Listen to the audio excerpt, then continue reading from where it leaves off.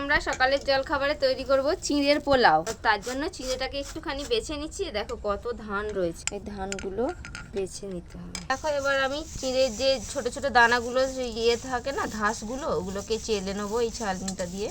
দেখো আমাদের চিড়েটা কিন্তু একটুখানি এই পোলাও করার জন্য একটু শক্ত চিড়েটা লাগে, এর থেকেও একটা শক্ত পাওয়া যায়। তো আমি এটা দিয়ে করছি আর জলেতে ভালো করে ধুয়ে নেবো। বেশিক্ষণ কিন্তু ধোয়া যাবে না, এটা ফুটো থালা দিয়ে করলে ভালো হয়, বেরোয় না তাই না? আর বেশিক্ষণ লাগবেও না তো ধুতে, এটা গলবে না এই চিড়েটা, ভয় নেই, তাই জন্য তো এই চিড়েটা নিয়েছি।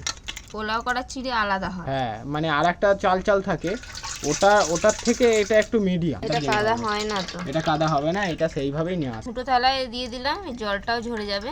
হ্যাঁ এটা যেমনটা তেমনই থাকে। এর থেকেও একটা চ্যাপটা দেখাচ্ছিল, মানে একদম মানে এরকম বড় বড়, ওটা দিলেই পুরো একদম সাদা ফিট, দিলে পুরো কাদা হয়ে যাবে, ওটা আর পোলাও হবে না। আর এটা হচ্ছে দধি কর্মা মাখা যাবে, ধুয়ে নিলেও কিছু হবে না। এটা ধুয়ে এবার রেখে দেবো, জলটা ঝরে যাবে আর এটাও একটু ফুলে যাবে। আমরা কারি পাতা দিয়ে কিন্তু বানাবো না পোলাওটা, একদম বাঙালি স্টাইলে বানাবো। এখানে নিয়ে নিয়েছি চীনা বাদাম। বাদাম ভাজার জন্য কড়াইতে দিয়ে দেবো তেল। বাদামগুলো ভেজে নেবো আগে, সামান্য একটু লবণ দিয়ে দেবো। আমাদের বাদামগুলো ভাজা হয়ে গেছে, তুলে নেবো। এখানে আমি অল্প একটু ঘি দিয়ে দিলাম, দিয়ে দেবো একটু গোটা জিরে, একটু নাড়াচাড়া করে ভেজে নেবো। কাঁচা লঙ্কার কুচো দিয়ে দেবো, আদার কুচো দিয়ে দেবো, নাড়াচাড়া করে ভেজে নেবো। এবার এখানে আলু কেটে রেখেছি, আলু দিয়ে দেবো। তোমরা চাইলে বিভিন্ন রকম সবজি দিতে পারো, গাজর, ক্যাপসিকাম। এবার অল্প 1 চিমটি হলুদ গুঁড়ো দিয়ে দিলাম। আলুটা কিন্তু ভেজে সিদ্ধ হয়ে গেছে। দেখো চিড়েগুলো কেমন ঝরঝরে হয়ে গেছে, দিয়ে দেবো। অল্প একটু চিনি দিয়ে দেবো, ভেজে রাখা বাদাম, কাজু কিশমিশ দিয়ে দেবো।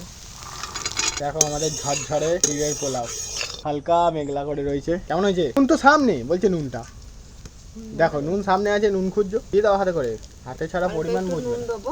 এবার একটু লেবুর রস দিয়ে দেবো, লেবুর রসটা দিলে একটু টকটক হবে, ভালো লাগবে। এবার দিয়ে দেবো একটু ঘি। আমাদের চিড়ের পোলাও রেডি। মিষ্টিটা কি আর একটু দেবো? না, বেশি মিষ্টি দিলে গাগুলো, কিন্তু এটাই দেখতে সুন্দর হয়েছে এবং খেতেও দারুণ। চিড়ের পোলাও তৈরি হয়ে গেছে। আর একটু কিছু সবজি দিলে, গাজর, ক্যাপসিকাম যদি থাকতো দিলে ভালো লাগতো, দারুণ লাগতো। আর কাজু বাদাম কিশমিশ সব আছে এটাতে, সব রকম দিয়ে করেছে। আরে হেভি খেতে হয়েছে গো। তোমার থেকে আমার এটা বেশি প্রিয়, সুজিরটা বেশি ভালো লাগে আমার। আমি তো ওকে সবসময় বলি এইটা বানাতে, তোমাদের বৌদি ভাই এটা আমার জন্য বানিয়ে দেয়। চিড়ের পোলাও হচ্ছে আমার ফেভারিট, ওর অতটা বেশি ভালো লাগে না। আমার সুজিরটা বেশি ভালো লাগে। এখন যদি ঝরঝরে যদি পোলাও বানাতে চাও তাহলে কিন্তু এরকম ভাবে টিপসটা ফলো করো। তো তোমরাও বাড়িতে বানাও। আর কেমন লাগলো আজকের রেসিপি কমেন্ট করে জানাও। আজকে ভিডিও ভালো লাগলে লাইক করে দাও। আজকে মতো এখানে শেষ করছি, টাটা। টাটা।